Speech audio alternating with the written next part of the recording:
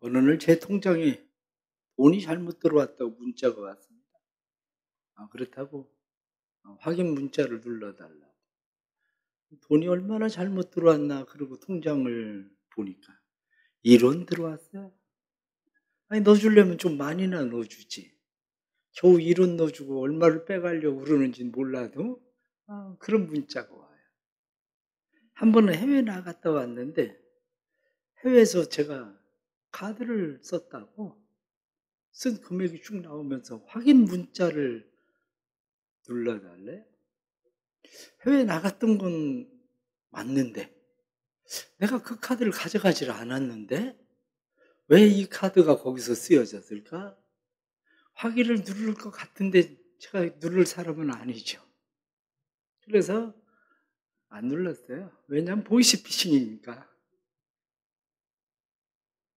중요한 거는 제 계좌가 있으니까 돈이 들어오기도 하고 1원이라도 돈이 있으니까 계좌가 있으니까 빼내가려고 하는 거겠죠.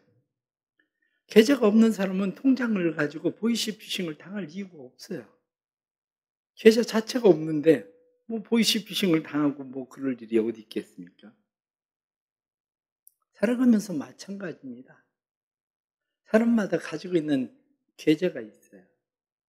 그런데 어떤 사람은 그 계좌에 많이 흘러 들어오는 사람이 있고 어떤 사람은 흘러 들어온 것이 빠져나가지 않는 사람이 있어요. 어떤 사람은 흘러 들어오지도 않고 빠져나가지도 않는 사람도 있고. 근데 우리는 어떻게 살고 있나? 조선 말 우리나라에 여성 사업가가 있었습니다. 7살에 아버지를 여의고 그리고 14살에 결혼을 했습니다. 시집을 갔는데 그만 남편도 병약한 사람이었어요. 2년 만에 남편이 죽었어요. 그래서 16살에 과부가 됐습니다. 그래서 그때부터 이름이 백과부예요. 백과부.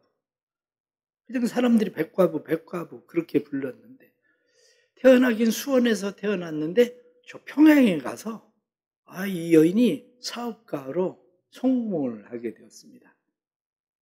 사업가로 성공을 하게 된 그러한 몇 가지가 있는데 그 중에 한 가지는 근검절약이에요. 어떻게 해서든지 근검하고 절약해 가면서 살겠다는 근검절약. 또 하나 남다른 그러한 특징이 있었는데 그게 통찰력입니다. 세상을 보는 통찰력. 그래서 가만히 보니까 일본 사람들은 나무를 가지고 집을 짓는 게 아니라 시멘트라고 하는 것을 가지고 집을 짓는 걸 봤습니다. 그래서 이 여인이 돌산을 하나 산 게 있는데 이 돌산을 일본 사람들이 자꾸 팔으라는 거예요. 이 여자가 생각할 때 이게 돌산을 이 사람들이 자꾸 자기에게 팔으라고 할 이유가 없는데 이걸 팔려고 할 때는 뭔가 이유가 있을 거다. 그래서 자기가 산 가격보다 10배도 더 넘는 가격을 불렀어요. 그런데도 일본 사람들이 그걸 사겠다는 거예요. 그래가지고 그 산을 팔았는데 거기서 일본 사람들이 시멘트를 캐가지고 집을 건축하는데 사용한 거죠.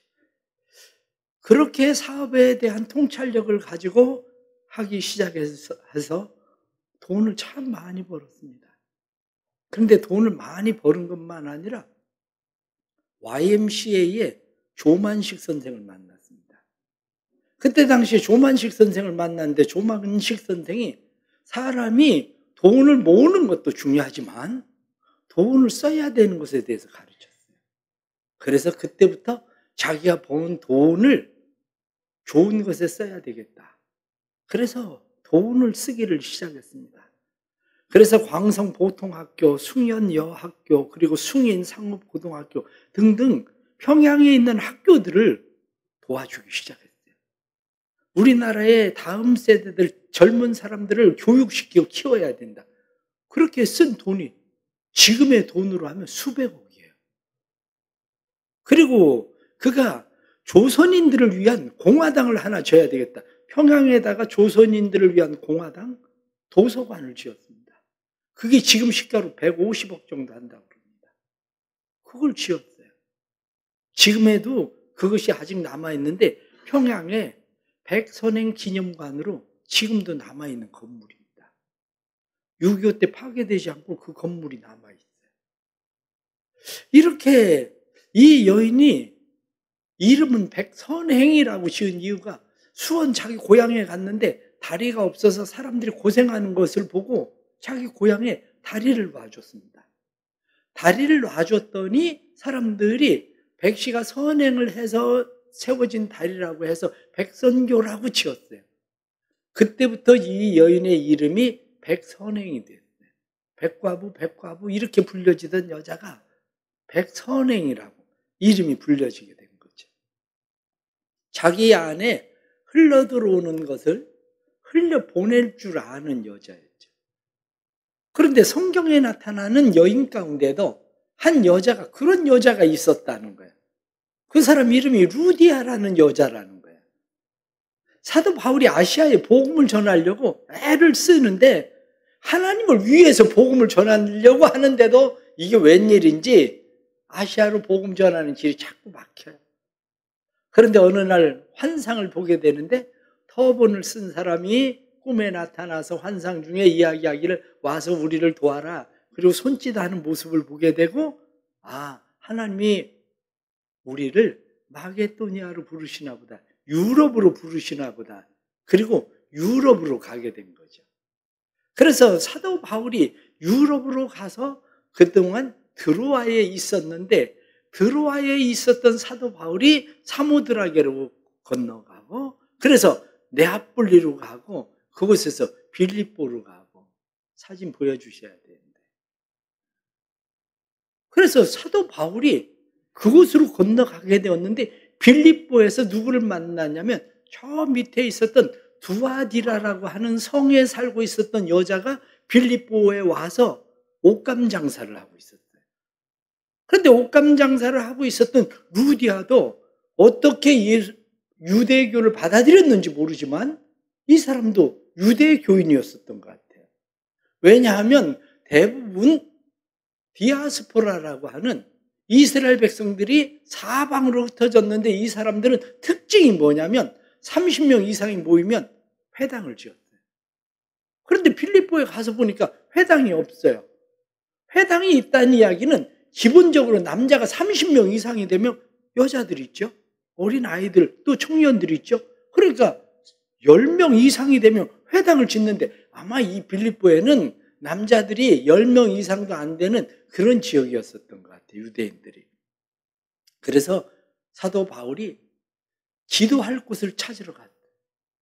회당이 있으면 회당에 가서 기도를 하는데 회당이 없으니까 기도하러 가는 곳을 어디를 선택하냐면 이 사람들은 하나님의 은혜가 흐르는 곳을 선택해요. 은혜가 흐른다는 이야기는 강이나 시냇가처럼 물이 저절로 흐르는 곳, 그리고 샘처럼 샘이 솟아나서 물이 솟아나는 곳, 이런 곳은 저절로 되는 곳이라고 해서 은혜가 있는 곳이에요.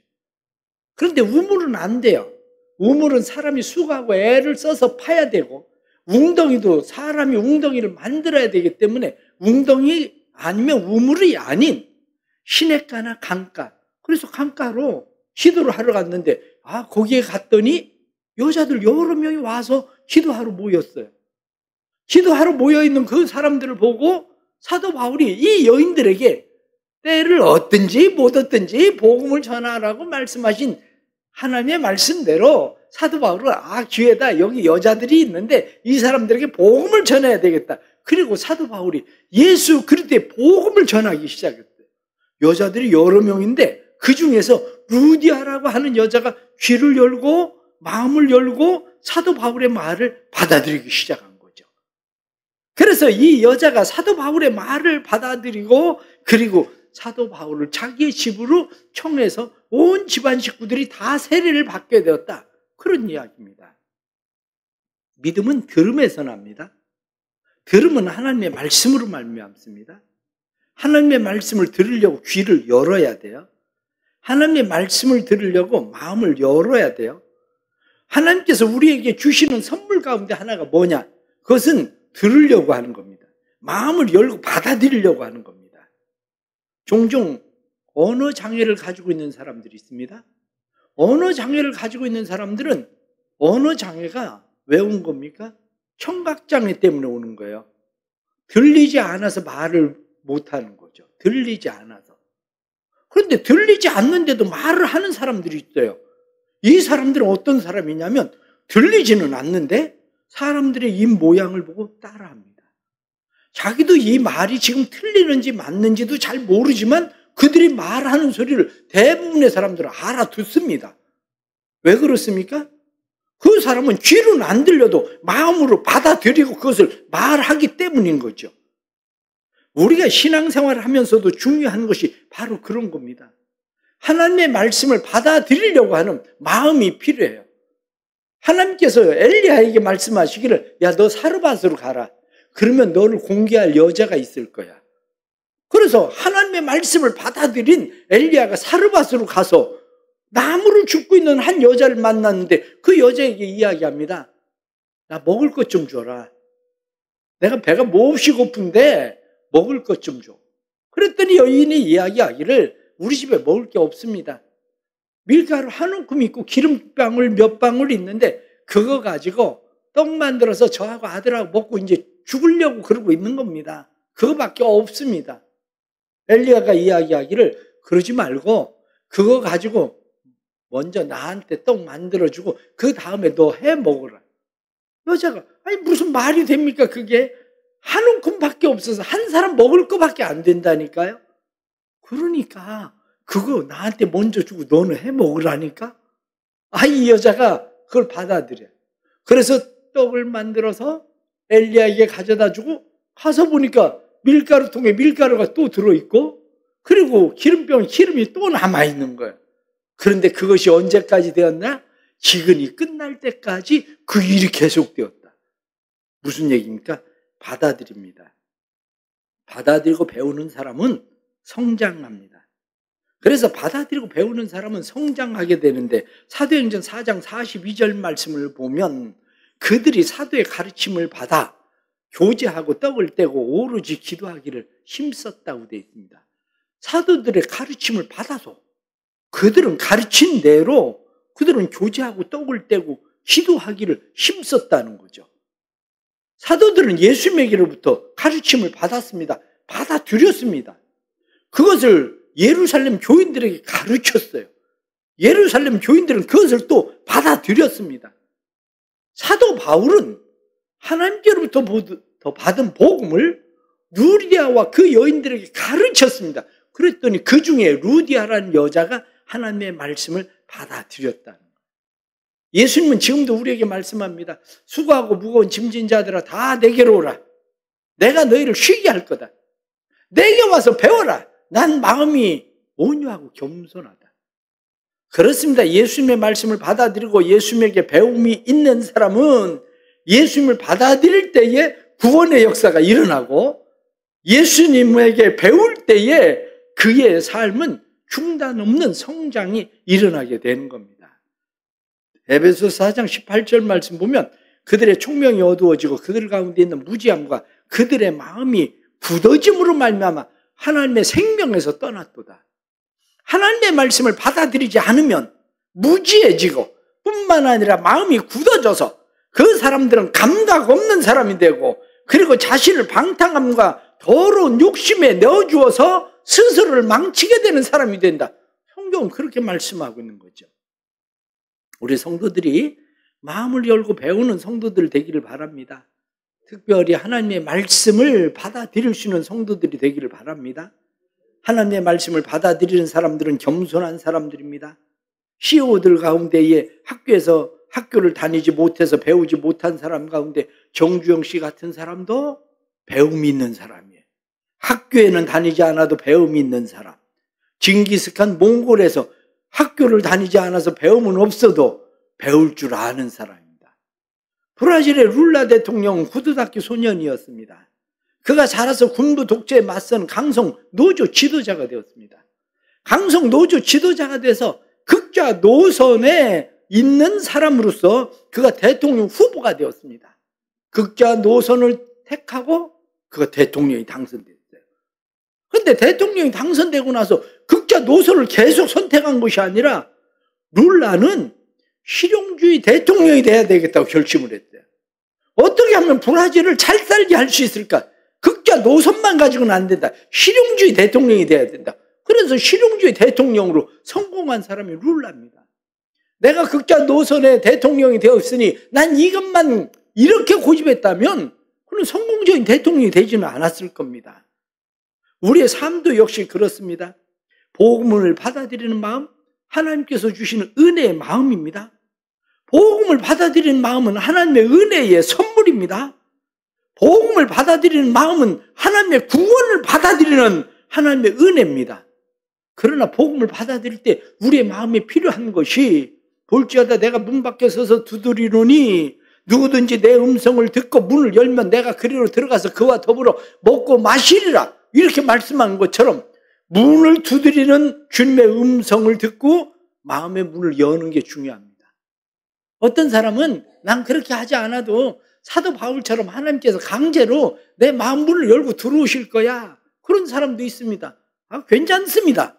왜냐하면 하나님께서 사도 바울은 전혀 자기가 뭐 마음 문 열고 예수를 받아들이려고 하지 않았는데도 그런 일이 일어났으니까. 그런데 눈멀 각오는 해야 돼요. 사도 바울은 예수를 받아들이지 않아도 내가 예수님이 내 안에 들어오실 거다. 그렇게 생각했다가 사도 바울의 마음 가운데 예수님 들어오실 때는 어땠습니까? 눈이 벌어버렸거든요. 어떤 사람들은 난 그렇게 하지 않아도 예수님께서 내 마음에 들어오실 거야. 나를 예수님께서 선택하실 거야. 맞습니다. 그렇게 선택하면 깨지고 부서져야 됩니다. 인생의 밑바닥에 가서 깨지고 부서지면 그때 가서 마음 문이 열리죠. 예수님이 들어오시죠. 그런데 굳이 그렇게 어려움을 택할 필요 없습니다. 어려움을 택하지 말고 오히려 하나님, 예수님 내 마음에 들어오십시오. 내 삶에 들어오셔서 내 삶의 왕이 되어주십시오. 내 삶의 주인이 되어주십시오. 이게 훨씬 편하지. 왜 인생 밑바닥에 내려가서 눈 멀고 병들고 바닥나고 부도나고 거들나서 그때서야 예수를 믿겠다는 겁니까? 삶은 주님을 받아들이는 거예요. 마음의 문을 열고 받아들이는 거죠. 루디아는 마음의 문을 열고 주님을 받아들였습니다. 마음의 문을 열고 주님을 받아들인 것뿐만 아니라 그는 바울과 바울의 일행들을 받아들였습니다. 바울과 바울의 일행들을 받아들인 것만 아니라 자기의 가족들의 마음의 문을 열고 그들에게 예수 그리스도의 복음을 전하고 뿐만 아니라 주변 사람들의 마음의 문을 열고 그들에게 예수 그리스도의 복음을 전하고 그리고 마침내 그 사람들이 예수를 믿도록 만들었습니다. 그래서 온 집안 식구가 다 세례를 받았다. 성경은 그렇게 말씀하고 있는 거죠. 내가 복음을 받아들였기 때문에 다른 사람들에게 복음을 전하는 일이 쉬울 것 같아도 결코 쉽지 않습니다. 왜냐하면 우리는 다른 사람의 마음의 계좌를 잘 모르거든요. 부부가 같이 살아도 집에 가서 물어보세요. 좋아하는 꽃이 뭔지, 좋아하는 음식이 뭔지, 좋아하는 과일이 뭔지 아마 서로 모르고 사는 부부도 많을 겁니다. 싫어하는 음식이 뭔지, 싫어하는 꽃이 뭔지 모르는 사람들이 대반일 겁니다. 왜 그렇게 되는 일이 벌어집니까? 루디아라는 여자가 그냥 사람들에게 가서 예수 믿자, 내가 예수 만났다. 그러니까 사람들이 그냥 루디아의 말을 받아들였을 걸로 생각합니까? 만약 루디아에 대해서 빌립보 사람들이 생각하길 저거 순 장사꾼 이렇게 얘기했으면 받아들이지 않았을 겁니다. 그런데 루디아를 볼 때에 사람들은 장사꾼이 아니라 저 사람은 진실한 사람, 저 사람은 뭔가 있는 사람, 그렇기 때문에 사람들이 복음을 받아들이고 루디아에게 들어온 겁니다. 그 가족들은 어떻습니까? 가족들은 루디아가 이야기할 때 집에서 돈 버는 사람이 얘기하니까 말 잘 들을 것 같습니까? 그럼 여러분들은 자녀들 돈 버는 사람이면서 왜 마음대로 못합니까? 그렇게 한다고 되는 일이 아니거든요. 왜냐? 우리가 전도할 때 전도가 잘 안 되는 이유가 있습니다. 전도가 잘 안 되는 이유는 우리가 변화된 모습이 없든지 아니면 덕을 세우는 일이 없든지 둘 중에 하나예요. 예수님께서 수가성에 가셨다가 우물가에서 한 여자를 만났습니다. 그래서 여자에게 예수님께서 내가 바로 그자다, 이렇게 예수님께서 자신이 메시아라고 하는 사실을 가르쳐 주셨을 때에 이 여자가 물동이를 버려두고 동네에 뛰어들어갑니다. 그래서 가서 그가 이야기하기를 내가 메시아를 만났다, 내가 메시아를 만났다. 그랬더니 동네 사람들이 다 예수를 만나러 왔습니다. 왜 그렇게 된 겁니까? 그 여자를 너무 잘 알고 있었거든요. 저 여자. 그래서 낮에는 돌아다니지도 않는 여자, 사람들을 만나려고 하지도 않는 여자. 그런데 저 여자가 물동이를 버려두고 대낮에 사람들에게 와서 내가 메시아를 만났다 이렇게 얘기하는 거 보니까 저 여자가 뭘 만나긴 만난 것 같아. 그래서 사람들이 온 겁니다. 근데 루디아는 그런 여자는 아닙니다. 왜냐하면 루디아는 기도하러 나오는 것을 보면 그런 여자가 아니에요. 루디아는 빌립보에서 그래도 신망 있는 그런 장사꾼, 그곳에서 덕이 있는 그런 장사꾼이었기 때문에 사람들은 그에게 나온 겁니다. 그렇게 하려면 우리에게 필요한 게 있습니다. 그게 뭐냐? 내 계좌를 열어 보여야 돼. 내 계좌를 다른 사람들이 볼 수 있어야 돼. 그래야 사람들은 내가 어떤 사람인가를 알지요. 우리는 사람을 많이 만납니다. 그런데 사람들을 많이 만나는데 왜 친구가 안 됩니까? 이유는 간단합니다. 서로의 계좌를 보이질 않아요. 저 사람 속을 모르는데 내가 어떻게 친구를 합니까? 그 사람이 내 속을 모르는데 어떻게 친구를 합니까? 서로의 속을 모르니까 친구가 될 수가 없어요. 내 계좌를 열어 보여야 사람들이 친구가 되는 거지. 그런데 내 계좌를 열어 보였을 때 다른 사람이 통장이 빈 깡통이구나. 그럼 내가 빈 깡통인데 사람한테 내가 금방 갚아줄게, 나 돈 좀 빌려줘. 그럼 누가 빌려줍니까? 금방 갚을 일이 없을 것 같은데. 내가 돈이 많이 있으면 사람들이 인정을 하죠. 우리의 삶에 마찬가지입니다.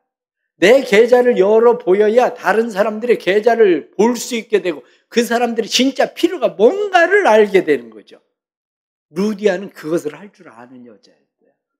자기 계좌를 성실함으로 보일 줄 알고 다른 사람들에게 자기가 어떤 사람임을 보이는 여자였기 때문에 사람들은 그에게 나아간 거죠. 우리는 특별히 다른 사람들의 영적 필요를 알아차려야 됩니다. 영적 필요를 알아차려서 성전 미문에 앉아 있었던 안진뱅이가 돈만 필요한 게 아니라 그 사람이 실질적 필요가 뭔지 그것을 알고 은과 금은 내게 없어도 너에게 줄 수 있는 것이 있다. 그리고 그에게 예수 이름으로 일어나 걸어라 이렇게 말하던 것처럼 다른 사람들의 영적 필요를 깨닫고 영적 필요를 채울 수 있는 사람, 이 사람이 바로 루디아 같은 사람인 거죠. 마지막 하나는 흘려보내십시오. 사람들은 내 계좌에 많이 들어오는 것만을 좋아합니다. 내가 건강해지는 걸 좋아하고 내 사업이 잘 되는 걸 좋아하고 내가 돈이 많아지는 거, 지식이 많아지는 거, 내 지위가 높아지는 거, 내 계좌에 들어오는 것을 좋아하지만 계좌에 들어오는 것만이 좋은 거 아닙니다. 계좌에 들어오고 그것이 흘러나가지 않으면 고인물은 썩듯이 썩어버립니다. 마찬가지로 우리가 흘려보낼 줄을 알아야 됩니다. 루디아는 흘려보낼 줄 아는 사람이었어요. 흘려보낼 줄 아는 사람이었다는 것은 자기 집을 개방해서 루디아는 그것을 교회로 만들었습니다. 옛날에 초대교회들은 다 그렇게 만들어졌습니다. 옛날에 초대교회들을 보십시오. 고린도전서 16장 19절 말씀 보면 아굴로와 브리스가와 및 그 집에 있는 교회가 너에게 무난하고, 로마서 16장 23절 보면 나와 온 교회를 돌봐주는 가이오도 너에게 무난하고, 골로새서 4장 15절 말씀에는 눈바와 그 여자의 집에 있는 교회에 무난하고, 다 사람들이 자기 집을 교회로 삼아서 그 집이 교회로 점점 확장된 겁니다. 우리나라도 옛날엔 다 그랬잖아요. 우리나라도 복음을 받아들인 사람이 자기 집을 교회로 삼아서 예배를 드리고, 그러다가 자기 땅 내놔서 여기에다 교회 져라, 그래서 교회 짓고, 우리나라도 초대 시대에는, 교회 시대에는 다 그렇게 했습니다. 그런데 어느 날부터 그 부모가 돌아가셨는데, 돌아가시기 전에 교회에게 땅을 등기 이전을 해줬어야 되는데, 아니 등기 이전을 안 해주고 돌아가셨네. 그러니까 그 자식들이 그 조그만 땅 그거 차지해 보려고 그 우리 아버지 땅이라고 내놓으라고 소송을 걸고, 이런 일들이 얼마나 많이 일어났습니까? 그게 왜? 아버지는 흘려보낼 줄 아는데, 엄마는 흘려보낼 줄 아는데 그걸 뺏어서 가둬보려고 애를 쓰고 있지만, 그렇게 한다고 해서 인생이 잘 되는 거 아닙니다. 사람들은 내가 열심히 가두고 모으고 그러면 잘 될 수 있을 것처럼 생각하지만 인생은 절대 그런 게 아닙니다. 어제도 이남선교회하고 우남 계곡에 솔밭가든을 갔는데, 우리 손병희 집사님이 얼마나 막 수박부터 음료수, 그리고 또 추어탕, 그리고 삼겹살 혼자 다 싸가지고 왔어요. 혼자 다 싸가지고. 쉽지 않아요. 왜? 옛날 우리 구역 예배 드릴 때는 그냥 집에서 예배 드리면 막 이것저것 사람들이 싸가지고 그 집에서 다 준비하고 이렇게 했는데, 지금 누가 그렇게 합니까? 요즘 남자들이 어디 가면 뭐 그렇게 힘들게 누가 그런 거 하려고 합니까? 그냥 사 먹자 그러고 끝나는 거지. 사 먹자 그러고. 우리가 갔었던 곳에 옆에 또 같이 온 팀이 있었습니다. 같이 온 팀은 월평동, 우리가 월평 복지관 거기에 하고 같이 우리 관계되어 있는 중독센터하고 장애인 주간보호센터가 있어요. 장애인 주간보호센터에 오는 아이들은 벌써 성인이 되고, 그런데 지적으로는 성인이 아니에요. 무엇을 하려면, 외출을 한번 하려면 한 사람이 한 사람씩 붙어야 외출을 할 수 있는 사람. 그런데 중독센터에 있는 사람들은 술만 안 들어가면 멀쩡해요. 도박만 안 할 땐 멀쩡해. 그러니까 이 사람들을, 주간보호센터 사람들을 한 사람씩 붙여가지고 거기를 오게 된 거예요. 얼마 전에 중독센터하고 장애인 주간보호센터 센터장 두 분이 저희 교회 오셨어요. 와가지고, 목사님, 우리가 그런 행사 하려고 하는데 교회가 부담이 안 되게 그냥 조금만 도와주세요. 후원 좀 해주세요. 그러고 왔어요. 그래서 제가 좋은 일이다. 그런 일을 하는데 좋은 일인데 우리가 도와줄게. 그리고 제가 도와드렸어요. 그랬더니 막 눈물을 흘리는 거야. 내가 생각할 때 그렇게 많이 도와주는 것도 아닌데 얼마나 감사해야 하는지. 그래요. 주간보호센터에 있는 사람들이 자기들끼리 어떻게 가겠습니까? 돈이 없어서 누구한테 뭘 흘려보내지 못하는 건 아니에요. 돈이 없어도 그 아이들 한 사람 케어하면서 물놀이를 하고 얼마든지 돌볼 수도 있잖아요. 우리가 그런 것들을 생각하면 얼마든지 해야 될 일들은 많이 있다는 거죠. 교회가 해야 될 일이나 성도들이 해야 될 일들 참 많습니다. 작년에도 우리 교회가 서강교회에 그 보수해 줄 때 자기 통장 털어서 그 보수하는 데 내라고 적금 통장, 적금 들어가다 그거 헐어가지고 낸 분도 있어요. 자기 기술 가지고 페인트 칠하고 전부 다 그 일들을 해주고. 그래 몇 푼 또 다른 그 교회에서 주니까 도로 그 교회에다 다 헌금하고. 그런 분들도 있다고요. 은혜는 흘러 들어오면 내 안에 머무는 게 아니라 흘러가야 돼요. 은혜가. 루디아에게 하나님의 은혜가 흘러 들어오니까 흘러나가는 거죠. 잠언 11장 24절 말씀 보면, 흩어 구제하여도 더욱 부하게 되는 일이 있나니 과도히 아껴도 가난하게 될 뿐이니라. 과도히 아껴도 가난하게 되게 될 뿐입니다. 과도히 아껴도 뭐 땅 한 평, 아파트 한 평 더 살 것 같아도 꼭 그렇게 되는 게 아니라 요양병원에 가서 더 오래 머물 시간들이 늘어날 수도 있어요. 그게. 왜? 우리의 삶이라는 것이 원래 내 생각, 내 계획대로 되는 게 아니라 하나님이 우리에게 은혜를 부으실 때는 은혜가 흘러가라고 우리에게 부으시는 거예요. 때로는 사람들 마음 가운데 교회가 꿋꿋이도 안 하는데 왜 꿋꿋이 헌금을 하냐? 그 꿋꿋이 헌금이 미얀마 아이들에게 다 가잖아요. 여기 꿋꿋이 주일날 여러분들이 하루 보는 것보다 미얀마 아이들을 위해서 쓰여지는데 교회 식사 헌금 10만 원? 10만 원 가지고 3명이 가서 요즘 가서 밥 먹으면 4명이 가서 밥 먹으면 맞을 거예요. 그래도 10만 원 식사 헌금하면 온 교인들 300명 다 먹이잖아요. 그런데 뭘 그렇게 아껴 막 10년, 20년 동안 그 식사 헌금 한 번을 못 하냐고.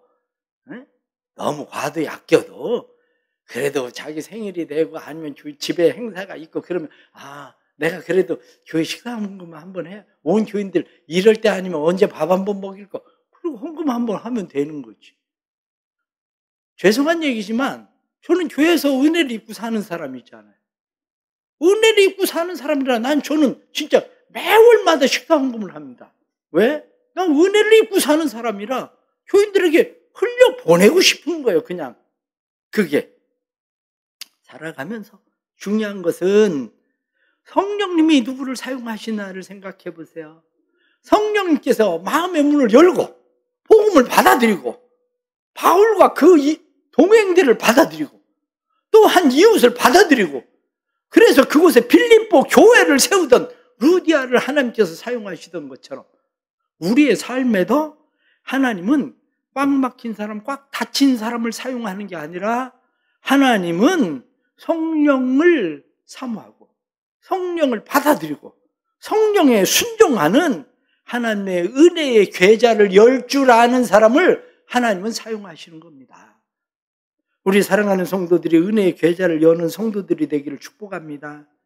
은혜의 계좌를 열고 내가 하나님의 은혜를 받아들이십시오. 십자가의 은혜를 받아들이십시오.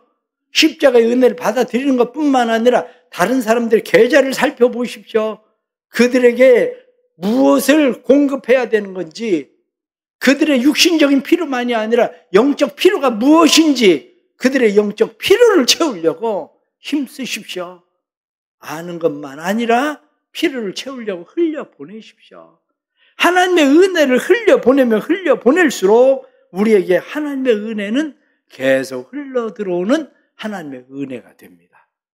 우리 사랑하는 성도들에게 하나님께서 이 은혜를 주셔서 오늘도 계좌를 열고 하나님의 은혜를 받아들이고 하나님의 은혜를 받아들일 뿐만 아니라 흘려보내는 성도들을 통해서 하나님의 은혜가 더 많은 사람들이 흘러가기를 주의 이름으로 축복합니다. 우리 교회가 더 많은 사람들에게 하나님의 은혜를 흘려보내는 그저 조선 말에 있었던 백과부, 백선행 이름이 바뀌던 것처럼 우리의 삶에도 그런 하나님의 은혜의 역사가 일어나길 주의 이름으로 축복합니다. 기도하겠습니다. 하나님 아버지, 우리를 도와주옵소서. 우리는 마음이 인색합니다.